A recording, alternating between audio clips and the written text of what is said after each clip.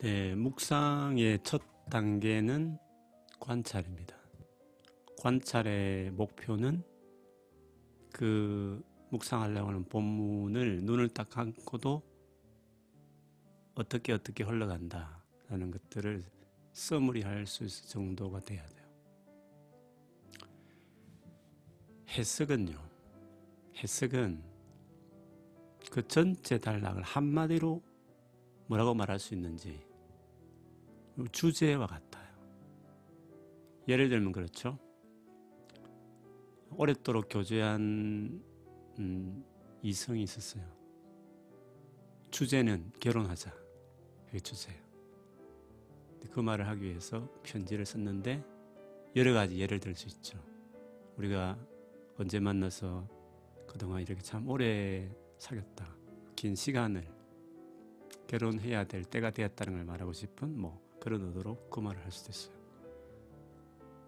또 최근에 어떤 친구 결혼식 갔는데 너무 좋더라. 그런 그 마음을 표현하는 말을 또 할 수도 있어요. 그리고 이제 간간히 이렇게 계속 만나고 헤어지고 하는 것들이 너무 힘들다. 늘 같이 있었으면 좋겠다. 그런 이야기도 할 수 있어요. 그 다음에 이제 내 가정을 이루고 싶은 마음이 요즘 많이 든다. 이런 어떤 개인적인 소감을 이야기했어. 그 하나하나가 다른 이야기지만 주제는 결혼하고 싶다. 청혼. 그게 해석이고 그 이야기를 하기 위해서 하나하나가 다 다른 의미가 있고 다른 소재들 같은 거죠. 그게 관찰이에요. 성경을 볼 때 물론 관찰하면서 바로 적용할 수도 있어요. 내 삶에 바로. 그런데 성경을 묵상하려면 관찰을 일단 쭉 해야 돼요. 어떻게 흘러가고 어떤 이야기는 달라. 저런 이야기. 곰곰이 그 하나하나를 문맥을 보면서 보니까 결국 성령으로 감동으로 쓰신 이분이 즉 요한계시록 같으면 요한이 그 소아시아에 있는 7교회를 향해서 결국 이것을 말하고 싶어 하는구나 라는 그 주제, 해석 그거를 알게 되면 그 다음에 뭡니까? 오늘 나는 어떻던가 내 상황과 내 입장에서 그 감동으로 가는 거죠. 다 가슴을 치는 성령의 음성. 그때는 성령이 요한을 통해서 소아시아에게 말씀하셨다면 오늘은 그때 기록한 말씀을 내가 현재 보고 있을 때 성령이 감동하셔서 현재 너에게는 이런 것이야 하고 적용할 내 마음을 탁 터치하는 감동 단계. 거기가 이제 묵상 이루어지는 중요한 단계예요. 그 마음에 다가왔을 때 정말 순종하는 거죠. 이게 이제 묵상이 이루어지는 것이거든요. 그러면 그 관점에서 여러분 한번 오늘 요한계시록 1장 1절에서 8절까지 한번 볼 거거든요. 그 말씀을 여러분 한번 보면서 한번 관찰과 해석을 자세히 하지는 못할 것 같아요. 다만 그 관련해서 조금 맛배기 보여주듯이 그렇게 여러분에게 한번 이야기하고 싶어요. 한번 읽어가면 집중해 볼까요? 오늘 여러분 성경을 가지고 계시면 한번 보십시오. 보시면 1절에서 3절까지 뭔가 구분되잖아요. 지금 관찰을 하고 있는 거예요. 그리고 4절부터 7절까지 되어 있고요. 그 다음에 8절 한 절 이렇게 성경에 동그라미로 해서 좀 소단락처럼 구분했어요. 1절을 보시면 예수 그리스도의 계시라. 관찰은 그냥 성경만 보는 거예요. 번역본도 볼 수 있어요. 영어 성경도 대조해도 좋아요. 예수 그리스도의 계시라. 이 무슨 말이죠? 예수님이 뭔가 확 드러냈다는 말이죠. 그렇잖아요.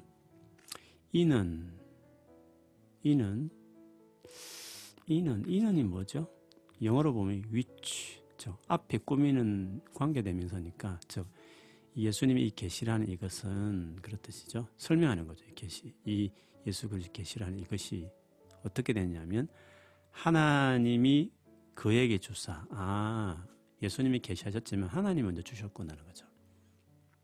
근데 반드시 속히 일어날 일들을, 반드시 속히 일어날, 반드시 확실하다는 것이고, 속히라는 것이 시간적으로 긴 게 아니라 짧다는 것이잖아요.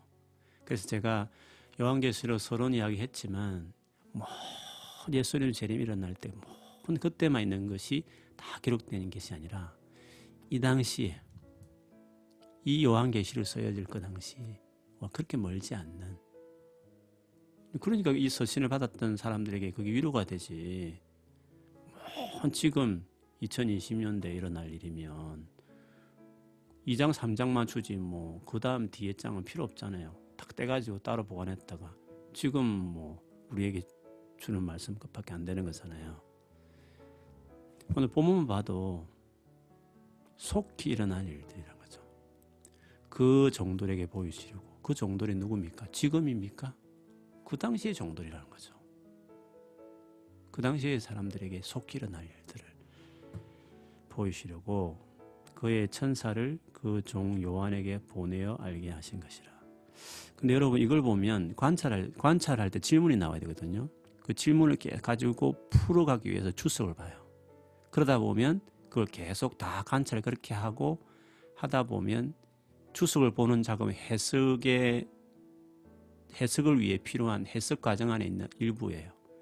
그런 식으로 하다 보면 성경 전체를 자세히 결국은 다 훑게 되겠죠. 그러다 보면 주제가 나오는 거예요. 1절을 보면서 그는 의문이 들어야 돼요. 어떻게 보면 순서가 좀 헷갈려요. 하나님이 예수님에게 준 거는 알겠어. 그런데 속히 일어날 일인데 그거를 그의 종들에게 주려고 했어요. 그럼 이 순서를 보면 하나님이 예수님이 속히 일어날 일을 종들에게 줬다는 거죠. 그런데 그 다음에 그의 천사를 그 종 요한에게 보내게 하신 것이라. 그러면 그 종들에다가 종들이 천사에게 가고 천사도 요한에게 갔다? 우리 성경을 보면 좀 이게 좀 잘 이해가 잘 안 되잖아요. 근데 영어 성경을 보면 그게 이해가 돼요. 우리 한글 성경을 보면 그 정도에 보이시려고 한 다음에 쉼표를 찍어야 돼요. 영어 성경에 의하면. 그리고 이런 말이죠. 큰 묶음을 말해서 하나님께서 예수님이 종들에게, 이게 원래는 전체로 전달할 루트예요. 이렇게 하려고 하는데 쉼표 좀 자세하게 좀 더 설명한다면 그 과정에서 그의 천사를 그 종에게 보내가지고 했다는 거죠. 이런 식이죠. 하나님이 예수님에게 주셨는데 그 예수님이 결국엔 종들에게 할 말인데 그 예수님께서 그 종들에게 하기 위하여 어떻게 했냐면 그의 천사를 요한에게 보내가지고 그 요한이 그거를 본 것을 기록해서 결국 마지막 듣게 하려고 하는 종들에게 보냈다. 그렇게 돼야 돼요. 그래서 1절 보면서 이게 뭔가 이해될 듯 말 듯 좀 헷갈리고 이런 거 있잖아요. 그게 관찰하면서 나와야 돼요. 그리고 그거를 가지고 곰곰이 생각하고 영어 성경 보다 보니까 주석 보면 또 설명도 해요. 1절. 그래서 1절을 보면서 요한 계시록이 계시구나. 즉 우리가 서론에 말할 때 묵시로 쓰여진 책이구나. 이거를 먼저 요한 계시록의 장르도 여기서 볼 수 있어요. 2절 볼까요? 요한은 하나님의 말씀과 예수 그리스도의 증거 곧 자기가 본 것을 다 증언하였느니라. 결국 이제 요한에게 예수님이 그 계시를 다 줬잖아요. 그 요한은 그걸 받아서 종들에게 이제 증언하는 거죠. 그 종들은 7교회겠죠. 그리고 7교회는 7이라는 숫자는 완전수거든요. 그 근거가 어디 있습니까? 성경에. 성경의 근거는 그건 유대의 컬처와 특히 묵시문학의 관점에서 봐야 돼요. 그거는 유대 사회는 그냥 상식이었어요. 그래서 그 7교회지만 사실은 7 완전이라는 의미니까 완전한 모든 교회를 포함해요. 그래서 실제적으로는 그 당시 교회였지만 그러나 사실은 오늘날 모든 교회에 다 적용할 수 있는 원리가 있는 거죠. 왜냐하면 그 정황이라는 게 지금도 그대로 적용할 수 있는 정황에 요한계시록 다 있기 때문에 그래요. 그런 점에서 오늘날 우리를 위한 말씀이긴 해요. 그러나 서론에 말했지만 1차적으로 언제나 그렇지만 그 시대에 요한계시록 무슨 내용이 그거를 먼저 봐야 돼요. 2절을 보면 요한은 하나님의 말씀과 예수 그리스도의 증거 곧 자기가 본 것을 다 증언했던데 1절을 다르게 표현한 거예요. 1절에 보면 하나님이 예수님에게 주신 거잖아요. 그리고 예수님은 그거를 계시했죠. 천사를 통해서 요한에게. 그러면 하나님 또 하신 거 있고 예수님 또 했는데 그걸 요한이 받은 거잖아요. 그래서 그거를 이렇게 말해요. 요한은 하나님의 말씀과 그렇죠. 하나님이 말씀하셨죠. 그 다음에 예수 그리스도의 증거. 그렇죠. 예수께서도 증거를 하신 거죠. 1절에 의해서 천사를 통해서. 근데 그것을 그 정도로 보이시려고 했기 때문에 그래서 요한은 자기가 본 것, 즉 하나님 말씀하셨고 예수님은 증거하신 것이죠. 즉 요한계시록 전체죠. 자기가 본 것을 다 모두가 증언했다. 이 요한계시록을 시작하면서 서론에 아주 적절한 말이죠. 이 본 것이 나중에 또 반복되는데 어떤 분들이 이 본 것은 뭐 1장에 예수님 만난 사건이다. 그래서 장차 일어날 일은 4장부터 이렇게 구분하는데 오늘 지금 말하는 1, 2절에 본다면 이 보이시려고 본 것은 요한계시록의 뭐 1장이나 뭐 2, 3장만을 말한 게 아니고 전체 요한계시록 전체를 지금 설명하면서 한 말이잖아요. 그렇기 때문에 이것을 어떤 여기까지 본 거, 여기가 장차 일어나 이렇게 구분법으로 볼 게 아니에요. 요한계시록 전체를 설명하는 문구라고 보는 게 맞죠. 다 증언하느니라. 이 예언의 말씀을 읽는 자와 듣는 자와 그 가운데 기록된 것을 지키는 자는 복이 있나니 때가 가까움이라. 예언의 말씀, 예언이라는 말이 나왔죠. 우리 서문에 말한 것처럼 요한계시록은 묵시즘에서도 예언이라고 했어요. 그 예언이라는 말이 나왔죠. 예언이 무슨 의미라고요? 미래에 일어날 말이라고요? 미래에도 있죠. 그러나 그 예언을 하는 그 당사, 즉 요한이 말하는 그 시대의 사람들에게 필요한 과거, 현재의 많은 이야기, 더불어 미래. 그러니까 그 당시의 사람들에게 하신 말씀이었죠. 그래서 하나님의 말씀이라 맡았단 말이죠. 예수님이 전거하셨던 거예요. 그거를 대언하는 것이었어요. 이 예언의 말씀, 읽는 자, 듣는 자, 그 가운데 기록된 것을 지키는 자. 읽고 그걸 읽으니까 듣죠. 왜 보는 건 없지? 질문할 수 있잖아요. 단순한 질문이 왜 보는, 요즘 우리 성경을 보잖아요. 그거는 그 당시에는 두루마리로 이렇게 말려져 있었고, 그것도 비쌌잖아요. 아무나 그걸 하나 만드는데 엄청난 돈이 투자되는 거거든요. 그래서 그거를 써서 이제 한 사람은 썼겠지만, 읽는 사람은 봤겠죠. 한 사람이 그걸 보면서 이렇게 읽었겠죠. 그리고 대부분 사람은 다 들었겠죠. 그 다음에 어떻게 해야 돼요? 지켜야죠. 복이 있나니.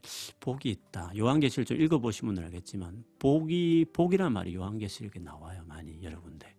그 주석을 보면 이것이 7번 나온다고 되어 있어요. 요한계시록에. 7. 요한은 7을 좋아해요. 완전한 복이다. 그걸 말하고 싶어요. 때가 가까움이라. 때가 가깝다. 이것도 마찬가지죠. 때가 가깝다. 회개하라 천국이 가까이 왔느니라. 이런 말씀을 하잖아요. 때가 가까움이라. 그때 예수님 말할 때가 가깝다는 천국이 이르렀다. 그 말하고 같은 의미예요. 어느 쪽을 보면. 근데 예수님이 그때 천국이 가까웠다. 그게 먼 미래 아니잖아요. 예수님이 그때 오셔서 바로 천국에 임했다는 거잖아요. 그래서 내가 성령의 능력을 귀신을 쫓아내면 하나님 나라가 너에게 임했다. 하나님 나라 저기 여기 있는 게 너희에게 있다. 이런 말씀 하신 거잖아요. 그거는 아주 가까운 때를 말해요. 즉 요한계시록 전체는 그 당시 사람들이 가까이 이르는 그 당시에 필요한 말씀들. 역시 여기서도 1절에 속히 일어날 일이라는 말하고 똑같이 때가 가까움이라는 것을 이야기를 해요. 그러면 1절부터 2절, 3절까지 내용을 보면, 관찰을 보면, 좀 해석을 했지만 해석을 좀 가미해서 지금 관찰하고 있는 거예요. 보면 뭡니까? 하나님이 예수님에게 말씀하셨는 예수님도 그 천사를 통해서 요한에게 말을 했는데 그게 뭡니까? 묵시적인 방식으로 감추임을 확 드러내는 방식으로. 그런데 그것이 그 당시에 사람들에게 필요한 예언으로 말씀하신 거죠. 근데 그것도 속히 일어날, 지금 때가 막 가까운 그 당시의 사람들에게, 뭔가 종들에게 하신 말씀이었다. 그게 1절, 2절, 3절에서 말하는 관찰을 통해서 우리가 딱 써머리하면 딱 눈에 들어오시죠, 여러분? 하나님이 예수님 요한에게 속히 일어날 일을 묵시와 예언적으로 했다는 거죠. 4절 볼게요. 요한은 아시아에 있는 7교회에 편지하노니. 드디어 이제 구체적으로 나와요. 그 종들이 누군지를. 아시아에 있는 7교회에 편지하노니. 편지한다 했어요. 그래서 요한계시록의 세 번째 문학장 행식에서 세 번째가 서신 편지를 했잖아요. 이제도 계시고 전에도 계셨고 장차 오실리와. 이제도 계시고 전에도 장차 오실리. 장차 오신다면 예수님인가? 또 그렇게 생각될 수 있죠. 그렇죠? 계속 볼까요?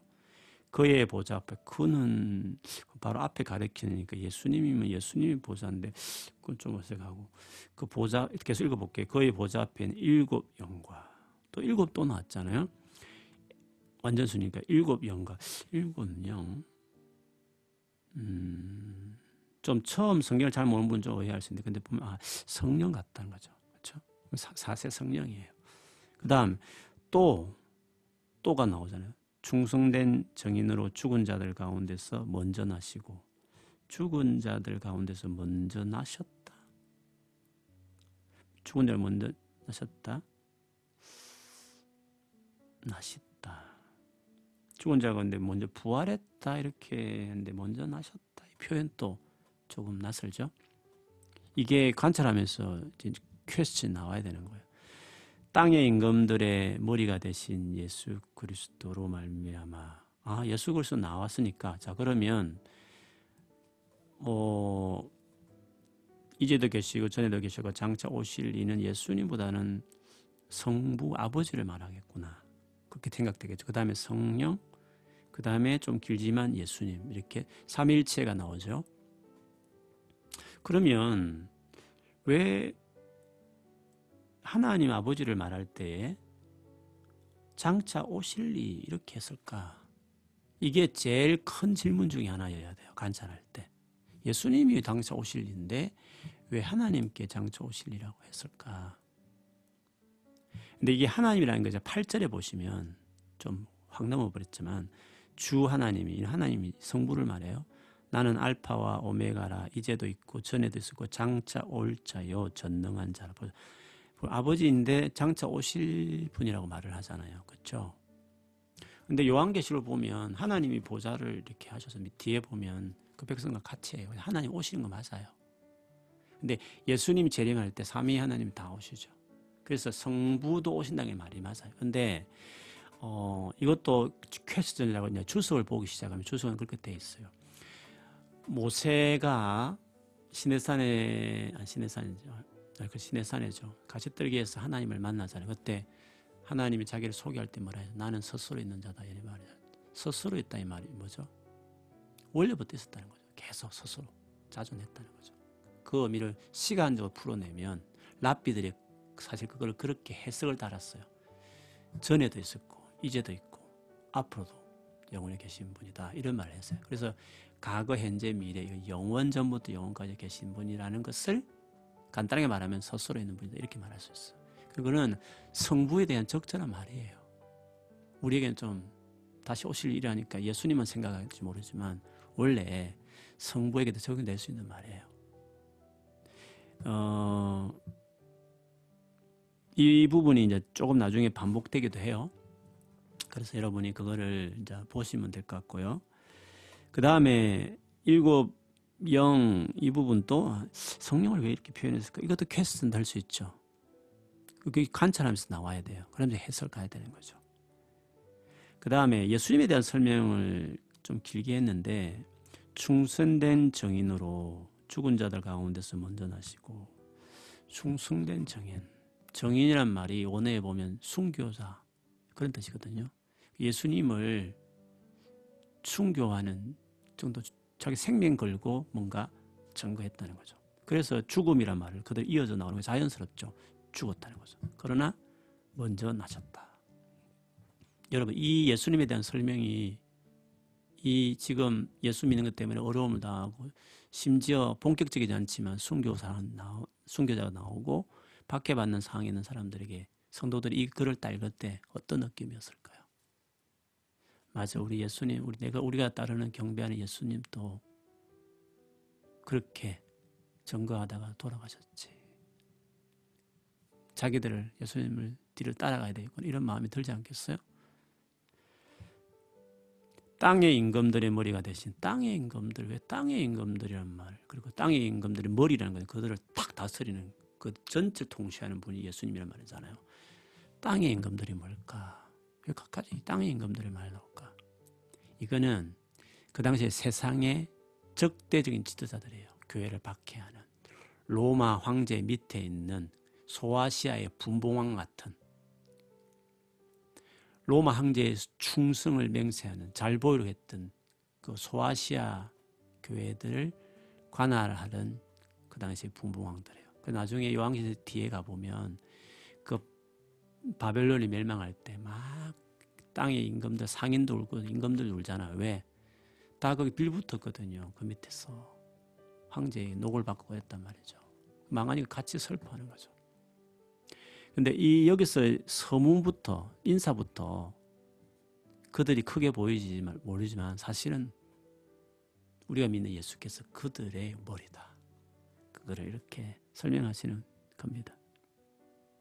은혜와 평강이 너희에 있기를 원하여. 은혜와 평강 이 말은 여러분 바울의 서신에 많이 나오죠. 일반 서신에도 나와요. 근데 은혜란 말은 신약에 많이 나오는 축복의 문구예요. 그리고 평강은 여러분 잘 알듯이 샬롬 평안할지어다 말 나오잖아요. 구약이에요. 신약과 구약의 축복의 말을 다 종합해서 왜냐하면 지금의 신약의 백성은 구약에 이어지는 약속의 백성들이니까 구약의 그 말씀이 다 신약에 있는 우리를 향한 말씀도 되는 거잖아요. 그런 점에서 그렇게 말해요. 그 다음에 읽어볼게요. 예수님에 대한 이야기를 해놓으면서 계속 좀 더 해요. 우리를 사랑하사 그의 피로 우리 죄에서 우리를 해방하시고 너무 익숙한 신약의 많은 말씀이잖아요. 우리를 사랑해서 죄에서 우리를 자유케 하셨다는 거죠. 계속 볼게요. 6절 그의 아버지 그렇죠. 예수님에게는 아버지가 하나님이시잖아요. 성부 아버지를 위하여 그 아버지를 위하여 우리를 어떻게든 나라와 제사장으로 삼으셨다. 누가요? 예수님이. 그에게 영광과 능력이 세세토록 있기를 원하노라. 아멘. 여기 보면 우리를 죄에서 해방시켜서 하나님을 위해서 우리가 나라가 되고 제사장이 된다라고 그랬어요. 나라는 통치죠. 임금이란 말이에요. 그리고 제사장이에요. 우리가 왕 같은 제사장이잖아요. 예수님이 왕이면 제사장인데 우리가 예수님의 형제요.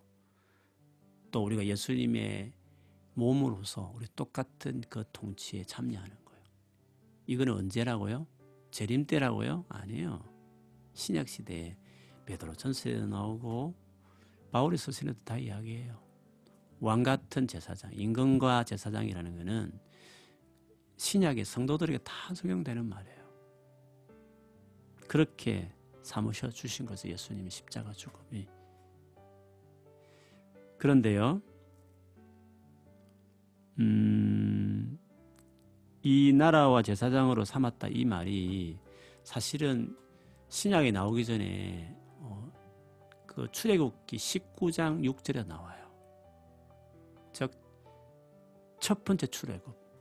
이스라엘 백성이 애굽에서 나왔잖아요. 그리고 시내산에서 언약을 맺고 그들에게 내 소유다, 내 백성이다 하면서 그 제사장 나라로 만들겠다 말을 해요. 근데 그거를 그대로 인용을 하고 있단 말이죠. 요한이. 그 말은 무슨 말이냐면 제2의 출애굽이라는 거죠. 예수님이 십자가 죽음으로 구원받은 우리들이 제2의 출애굽을 받았다는 거예요.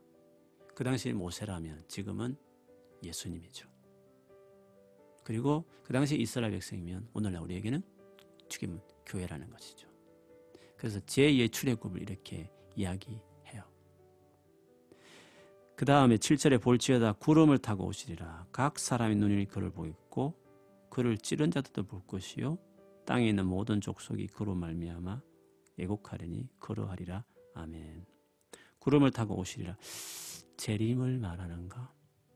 네, 재림을 말해요. 또 어떤 분들은 다니엘서 7장 13절에 보면 구름을 타고 인자가 와서 보좌 앞에 가가지고 갔더니 그 보좌에 앉으신 거의 성부가 저 인자 같은 이는 예수님 말이에요.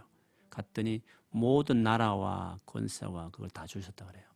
그거를 재림으로 말하기보다도 부활한 이후에 하나님께 가셨었던 예수님을 말하는 분도 있어요. 그래서 이거를 재림이 아니라 성천하신 예수님으로 이야기하고 싶은 분들도 계셔요.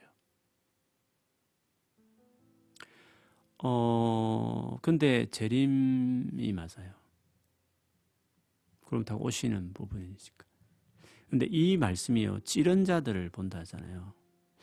그래, 예수를 장 찔렀던 사람들도 볼 거다 이런 말을 하는 사람들도 있어요. 근데 이것도 주석을 보면 또 나와요. 스가랴 12장 10절부터 13장 1절까지 나오는 그 부분이 거기 보면 각 예루살렘부터 해가지고 그 찌른 자들도 그 나오거든요. 그리고 모든 족속이 슬피 우는 게 나와요. 근데 스가랴서는 회개하는 장면이에요. 그런데 오늘 본문이 이게 회개하는 건가? 이것을 가지고 이 애곡이 회개하는 애곡인가? 믿어야 되는데 내가 안 믿은 것에 대해서 막 후회하는 눈물인가? 또 그 해석이 또 나눠지기도 해요. 근데 인용을 볼 때는 그대로 인용했다면 회개의 눈물이 돼야 돼요. 그런데 다른 데 보면 그 인 사건, 7인에 대한 할 때, 여섯째 예수님 재림할 때 보면 막 굴에 숨고 사나 떨어지고 애고가 슬퍼하는 거 보면 그들이 믿지 않은 것을 애통해하면서 우는 눈물로 이야기하기도 해요. 그래서 스가랴서의 말씀을 인용하지만 의미는 달리 표현하는 것이라고 볼 수 있죠. 이 같은 것은 있습니다. 예를 들면 복음서 보면 이런 양 비유 있잖아요. 한 마리 양. 마태는 믿는 사람인데 실족한 사람 할 때 그 비유를 써요. 누가는 아예 안 믿던 사람이 정말 회개하고 돌아오는 죄인이 회개하는 것으로 그걸 똑같은 이야기지만 어떤 쓰여지는 용도는 목적은 한 사람은 믿는 교회에 일어나는 일이고 하나는 아예 안 믿던 분이 돌아와서 회심하는 이야기예요.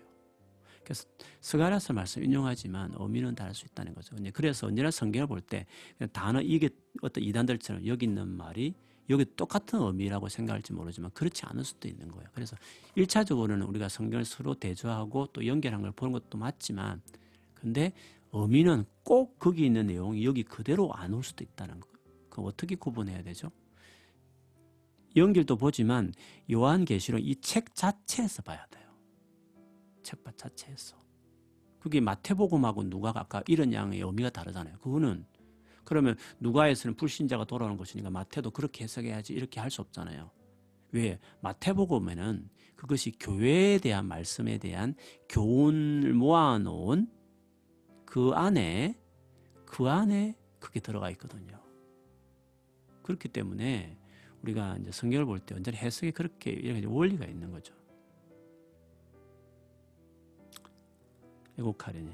그 다음에 8절 주 하나님이 나는 알파와 오메가. 알파 오메가는 헬라어의 첫 자가 알파고 끝 자가 오메가예요. 영어로 보면 A와 Z와 같은 거죠. 이 말은 뭐죠?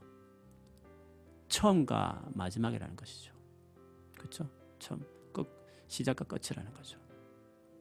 이거는 그 역사 전체 시작과 끝이라는 것은 영원전부터 영원까지인데 모든 역사 가운데 계셨고 다 주관하시는 분이라는 하나님에 대한 표현이죠. 근데 여러분 이제 주석 보면 나오지만 알파 오메가 이거를 지금 성부에게 말을 하는 거잖아요. 그런데 요한계시를 보면 예수님에게도 말을 해요. 예수님에게도.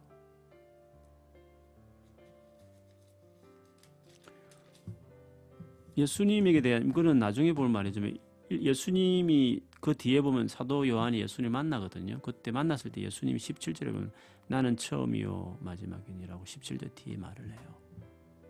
그 어떤 분들은 알파 오메가와 처음과 마지막은 서로 다르다 이렇게 또 같이 안 하려고 하는 사람들도 있어요. 근데 그게 말이 안 되는 게 나중에 22장에 가면 또 나오는데 21장에는 성부 22장에는 성자에 대해서 말하는데 성자에 말할 때 의심할 것 같아서 그런지 모르지만 처음과 나중 알파 오메가 시작과 끝 이걸 세 세트를 다 언급해요. 누구에게? 예수님에게. 근데 이 처음과 나중이라는 말이 원래는 신약에 나오는 게 아니고 이게 원래 구약 이사야에서 나오는 말이에요. 여호와에게 말했던 거예요. 여호와에게. 그 처음과 나중이라는 게 이사야 41장 4절, 44장 6절, 48장 12절. 그러면 보세요.